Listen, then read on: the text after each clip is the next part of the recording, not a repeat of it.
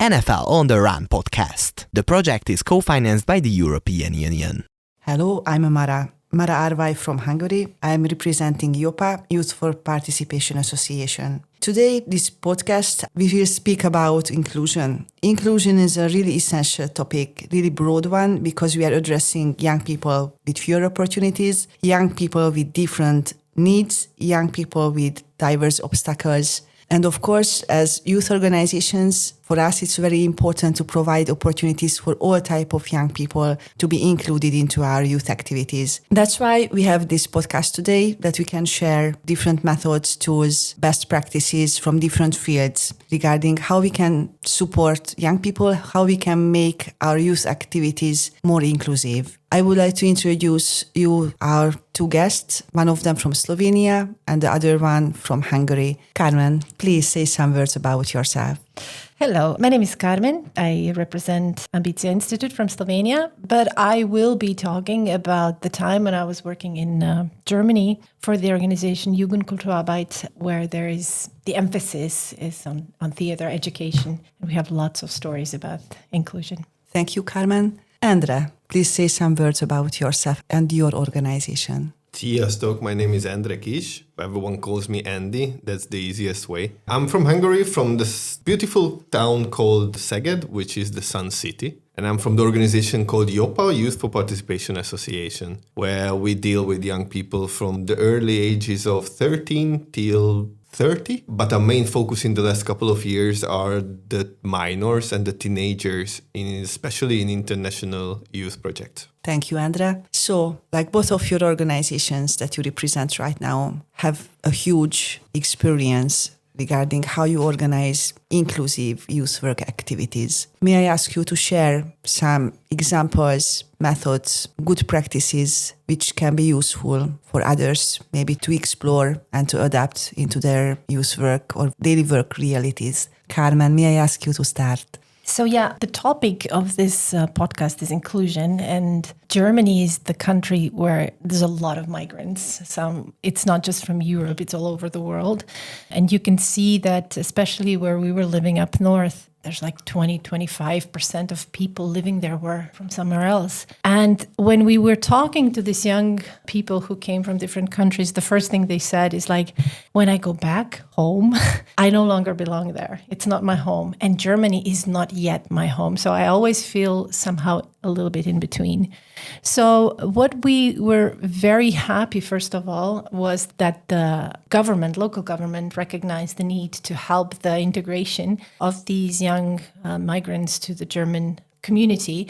So they even, especially when there was a Syrian crisis, they offered some financial support to the associations such as theater to include the migrants into the programs that we did. And we did a lot of international youth exchanges and stuff with the Erasmus Plus and also other national projects and programs such as Deutsch-Polnish partnerships and so on, to bring together the migrants who came, let's say, from Turkey or from Poland or from Ukraine to Germany with the young people who actually still live in Turkey, Poland, and Ukraine.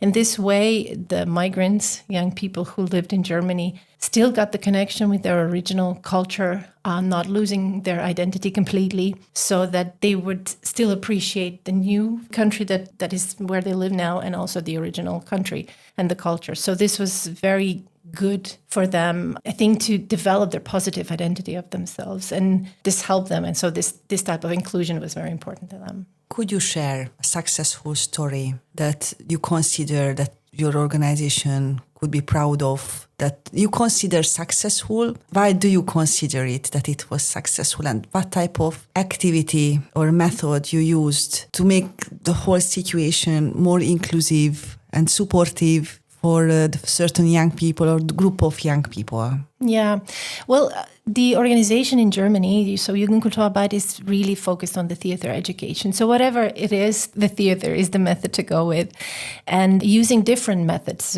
within, because the theater is like boal and then there's whatever. The thing is that there's lots of methods within the theater that were used, especially addressing the emotions they had. Let's say Syrian war was not only the crisis that the migrants came to the different countries, but also all this emotions that the war brought, so they had to express it. And it was very hard to see how many stories these young kids, 15, 16, were bringing to Germany, you know, like losing parents, losing friends, and so on. So they were able to put that on the stage and so on. But also what we did was letting them present the stories, or let's say cultural stories from their cultures. It wasn't just like trying to express the German culture, but also, I don't know, Turkish stories, Turkish ethnology and so on, and bring it on the stage. So, or incorporate the music, or incorporate their style, the way they're dressing and so on. So it was this type of inclusion as well. So that, because it's not, the point in Germany is not that everybody who comes to Germany becomes a German. Is really to embrace this diversity that is there, and to really see the beauty in this diversity. So theater can be then an amazing tool to build a bridge between local young people and migrants or refugees young people, just in order to understand each other's background, maybe being a bit in the shoes of the others as well, I suppose. You mentioned that was several young people who were like between their original home and the hosting home's culture, somewhere in the middle. Did you have any follow-up information from any of them? How participating in your activities influenced their life afterwards? Actually, I do. There was this guy, I forgot his name. He was from Syria. And on the first youth exchange, he came, I think he was in Germany maybe 2-3 months, not much. And he told us the story that the only thing that he brought from Syria was this traditional instrument, which looks like a guitar, but it's not, and has a very specific sound. So this was the only thing he managed to bring from Syria. Imagine that. And so we gave him a spot in the youth exchange so that he could actually perform with that. And he was performing with that guitar. And it was a very nice experience. And then he left, and I kind of lost the track. And then a few years ago, I saw him on Instagram, and he has quite many followers because he's actually using the same, this instrument, and he's posting his songs on Instagram. And it was like, oh my God, this is so cool. I don't know his name anymore. I don't know how to contact him, but now you just got me thinking. So yeah, nice. Thank you, Carmen. Endre, what type of activities, methods do you use as youth organization, as IOPA, in order to make your activities inclusive for different type of young people based on their needs? Thank you, Mara, and thank you, Carmen, because you completely twisted my mind with the theater. I wasn't prepared for that.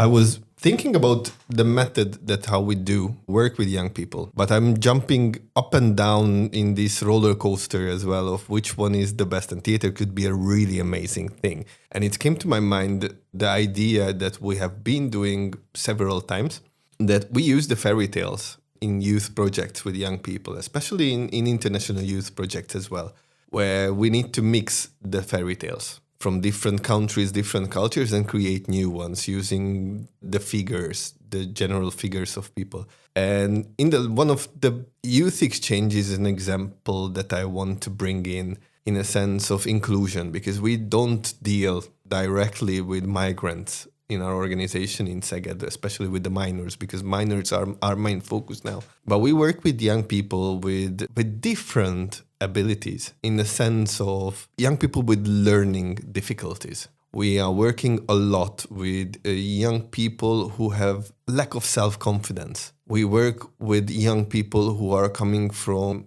multilingual families, like the parents are talking originally different languages. Now both of them are speaking in Hungarian, but coming from a multicultural background. And we found out that one of the best examples that we can bring into their life with the minors, that to remove them completely from the school settings. Because in the school settings, we are working a lot with schools, and we do groups of young people from the same school. So they knew each other already, but in a different setting. So in the school, we have the hierarchy in between them. We have the queens, we have the kings, and we have the ones who are the regular Joes. And we have the young people who are just completely in the background. And in the youth exchange in the beginnings, and in the different projects in the beginning, they try to behave in the same roles. That I'm the clever one, I'm the good one, I'm the bad one, and I'm the one who is completely shy. and I don't want to interact with the others and they will not like me. And this is the moment when we not interfere, but we try to guide them with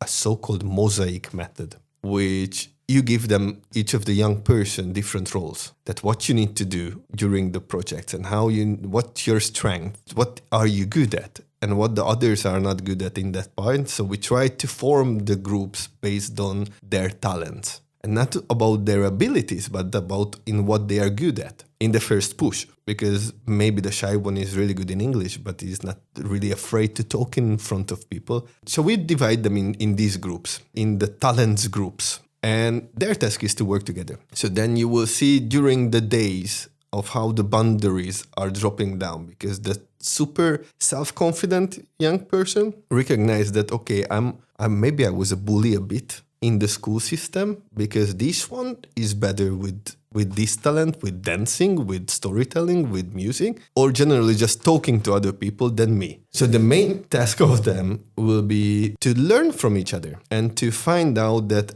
I'm good in this moment and I'm not that bad in another moment. And school settings works properly for education of the different subjects that they need to learn, but they don't teach the interpersonal interaction between them. And the youth exchange is a perfect example for that, where they need to rely on each other. They need to rely on each other's strength. And if you have a group of 4 and each of them has a different role with different talents, you can have the 4 role multiplied into 4 equal amount of talents in the same level. And then you recognize the thing that if you have ADHD or if you have learning difficulties in the school, you could be super talented in a different field, which helps them to accept each other, help them to involve each other in the free time activities, not only just in the school settings or in the workshop settings. And we had this, I'm coming back for the fairy tale part, because it's related to theater and fairy tales, when the guys needed to create the script. And you know, this moment when you start thinking about fairy tales,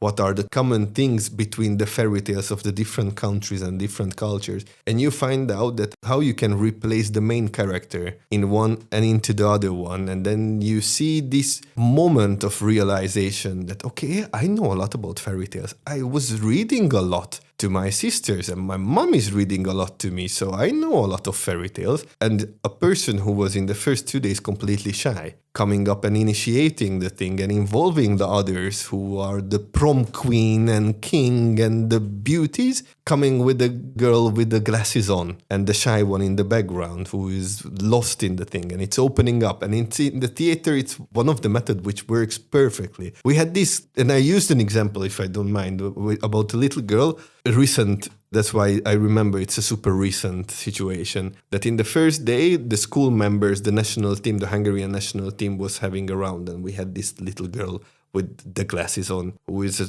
super expert in studying and in many different things. And we had the girls who are the fancy one and the good ones. And the little one started to cry in the first half an hour that nobody likes me. Nobody wants to talk with me. And the only thing what we needed to do is to hold the hand of the girl and bring it into the circle to talk with others. Time passed, and it's become that she's more active in the process of creating the fairy tales, because she's in love with books than the fancy ones. And the fancy ones were looking upon her. And this boosted her personality so much that when we created the next project, we all the time ask a motivational letter from them, because we work with the school of why you want to apply. And she applied with the 3 A4 letters, motivation letter, handwritten, in starting in this way, that you will choose me because I have friends here and there and I didn't have friends beforehand. And that boost gave her the moment in the school as well, that the schoolmates now look at her that, wow, you are the one person who was a gray mouse in the background, was the one who was all the time studying and blah, blah, blah. And now she is the one in the school. So that's why I believe that youth work itself and youth projects itself boost the self-confidence of young people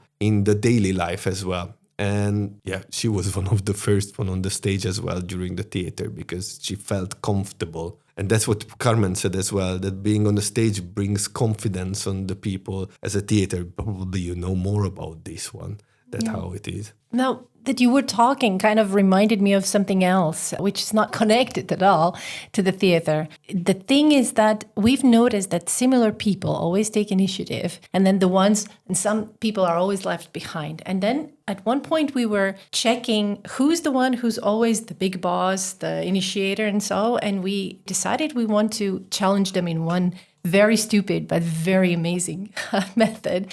We actually used inspiration in the Master Chef. So we told them that we want them to cook, to make a cake, 3-layered cake. We gave them all instructions, all ingredients. And we told them that each person has only half an hour time to do something, and then the next person has to come and the next person has to come. We even made it so that they started making this cake at midnight and they had to finish it at 7 o'clock. So you could see that the ones who were always the ones who were talking, performing, they knew nothing about the cake making. And so when you mentioned those gray mice that never did anything, now that was the time for them to shine. And they took the initiative because they knew how to. And the ones who were just performance did not know how to. So the power shifted. And it was amazing to see how proud the ones who were always somehow left behind were when the cake was ready at 7 o'clock in the morning. And they managed. And it was really cool. And this is a good thing because it's not only them are proud, but then the group, the ones who performing, they come up as well that, wow, you did it. I mean, yes. I'm cool. That's amazing. There were 12 people, I think, doing this. And you can imagine not even one person went to sleep. Everybody was up till 7 until the cake was finished. I think that's the power of non-formal education itself, related to inclusion. When we talk about, because we can talk about a lot of different things, but in inclusion, I think this is the power of talent and creativity. Sure. In the group, that how we can. And it has a result at the end. Yeah, definitely. Well, the cake was really one of the worst cakes I tasted, but at the same time, it was the best cake we tasted because it was ours, you know? It's a bittersweet symphony in the end coming like it. It was dry. Oh, yeah. So, dear Carmen and Endre, thank you for this interesting discussion. I believe so that Erasmus Plus program and youth exchanges are an amazing possibility to provide young people really inclusive settings to participate. And based on your discussions, I believe that there are a lot of methods and activities you can use and you use in international level, but then you can adapt it perfectly to the local youth work realities in order to support young people even who don't have still the enough confidence and the braveness to attend into international level. And then this is the magic. This is the magic of youth work in local and European level. Thank you very much for your sharing. Thank you. Bake the